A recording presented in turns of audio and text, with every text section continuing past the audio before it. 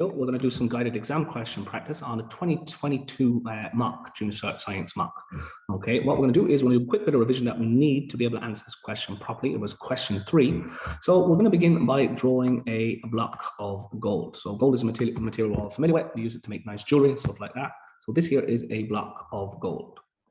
This is gold. Now, if we were to take gold and we were to zoom in and see what it's made of, what we would find is that gold is a solid. So we would find the particles all arranged in a regular pattern or a regular arrangement. They're all touching. But what's more important is that the gold is made of these things called atoms. So these here are atoms. What's interesting about the gold is that all the atoms are, there's only one type of atom here. They're all these yellow atoms. They're all gold atoms. There's no other types of atoms in there. Now, if I was to take something different, say, for example, a tree, and I was to zoom in and see what the tree is made of, what I would find is that the tree also has atoms, but there are different kinds of them. So there's maybe a purple one, a black one, here's a second purple one, and there won't be any gold here, so I won't draw a gold one, maybe a pink one, another pink one, and so on. So you see that the tree is also made of atoms, but there is more than one type, so many types. So this substance, the tree, is different from the gold. Okay, so the tree and the gold are not the same. This substance, gold, it's only made of one type of atom. We call this an element. So an element is a substance that's only made of one type of atom. And there are 100 types of elements in the world. So that means there are 100 different atoms that occur naturally. And then there are 18 that humans have created, and that scientists have got together and put together smaller atoms to make bigger ones. Okay, so we'll say there are 118 elements, and we can find information about those elements on this. This is what scientists have created, a list of all the known elements. That's why this here is called the periodic table of the elements. So all the elements are listed here. Now gold happens to be right down here. Now how do I know that that's gold? Well, I've learned that the symbol for gold, the symbol is AU. Okay, AU is the symbol for gold. So every element, as you can see here, has its own little tile on the periodic table. Now there's numbers there that we won't just worry about what those numbers are for now. What we're interested in is this thing here called the symbol. And every element has a symbol, and it's either 1 letter, 2 letters, or 3 letters. Now the first letter is always a capital letter, and the second letter is always a small letter. So if we're gold, the first one is A and the second one is U. Okay, so that's AU is gold. Now we need to learn the symbol for the elements, and you should have done this in your class. But the next thing to point out is that there's different areas in the periodic table. There's 2 main types of elements, and we're going to split the periodic table up to show where they are. I'm going to start drawing a line. Look where I am in the top corner, just where B is here. So B, I'm going to start a line up here, and I'm going to go down and underneath like a step. And then I'm going to go down and underneath like a step, down and underneath like a step, down and a step, down and a step, and so on. That's called the stepped line. And the stepped line separates 2 types of elements from each other, metals from non-metals. Now gold is a metal. Iron is a metal. So let me find iron there. Iron is Fe from its Latin name ferrous or ferric. Okay, so that's why iron is Fe. Titanium, Ti, is a metal. What else? What else would we know? Copper, Cu, is a metal. Nickel, zinc, all of these are metals. So that should tell you about the left-hand side of the stairs. The left-hand side of the stairs are the metals. Sorry, not writing left, I should be writing metals. So these are one type of element or one type of atom are metals, and everything to the right of that line, to the step line, are non-metals. These substances are quite different from each other. Elements that are metals are usually hard, shiny, conduct electricity, some of them conduct, and they're usually like solids. And they're solids because they have high melting points, high MP for melting point, and high boiling points. So that means at room temperature, most of them are solids. The non-metals, on the other hand, are very different, and that's why we say that's why we classify things as metals and non-metals, because their features or their what we call their properties are quite different from each other. So all of these things are properties, things you can see or measure about a substance. Properties. So whether they're hard, whether they're shiny, whether they conduct electricity or not. Whereas if we look at the non-metals, most of them are either liquids or mostly gases at room temperature. Mostly gases. Okay, so soft. Or actually, you know, I don't know, could you call a gas soft? I'd say yes, they're soft. Not.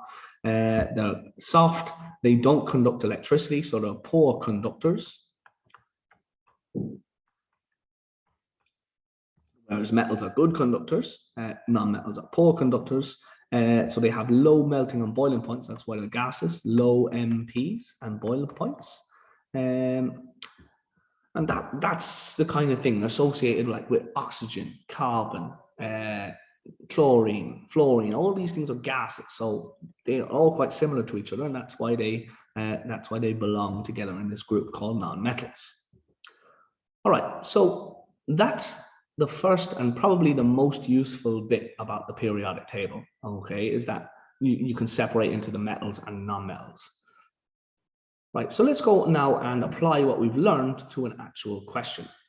So if we go over here and we take a look at question 3 that was on the mock, it says all the currently known elements are listed on the periodic table. And it tells you where they are in the formula and tables booklet.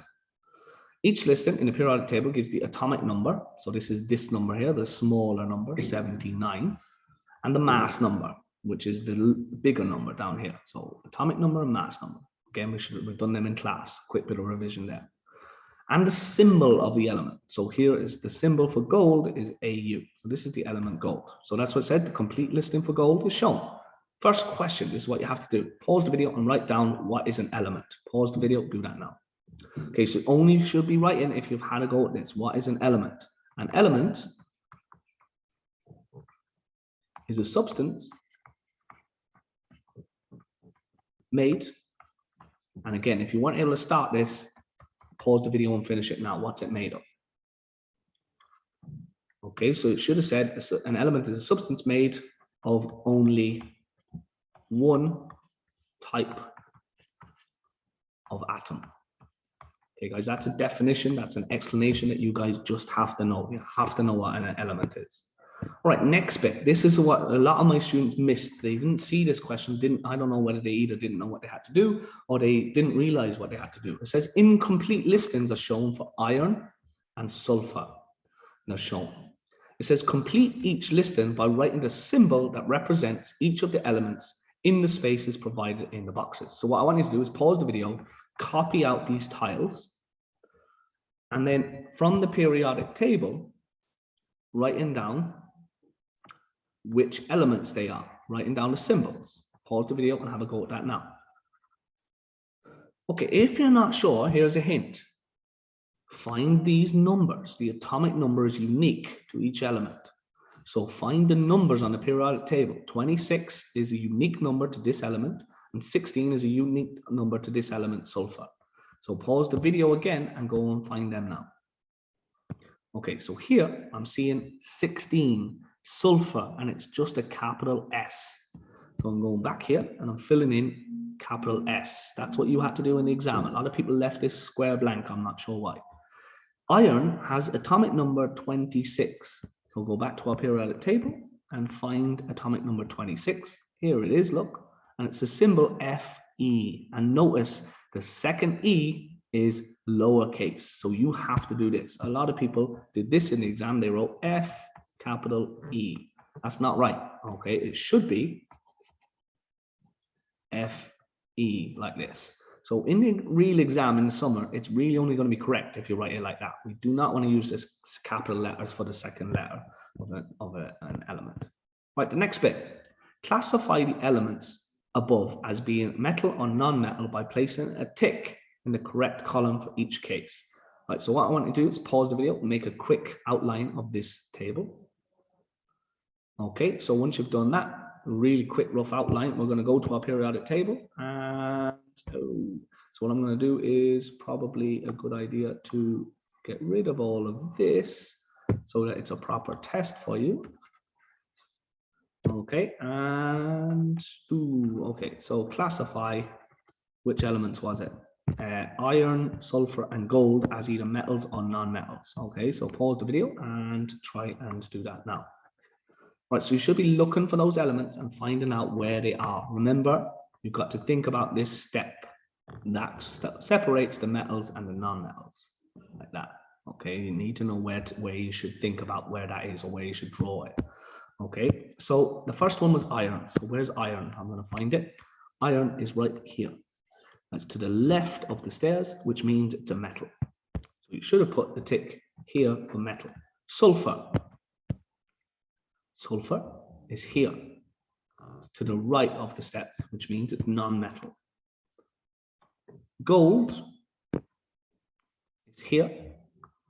It's to the left of the step, which means that it is a metal.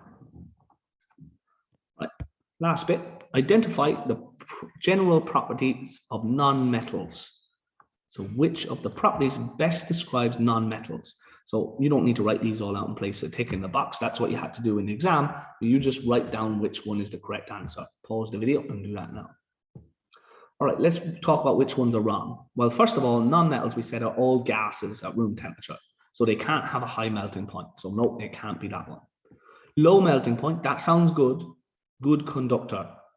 Oxygen, nitrogen, those types of gases generally not good at conducting electricity. So that's not right. High melting point, again, that rules it out. I don't even need to check the rest. Here it says low melting point and a poor conductor. That's the one we're looking for. That's the one you should have written down. All right, guys, that's question 3 from the mocks. A nice question if you know your periodic table, nice and easy. But if you don't know your stuff about the periodic table, that's difficult. And that's why we're doing that bit of revision. All right, guys, we'll see you in the next question video.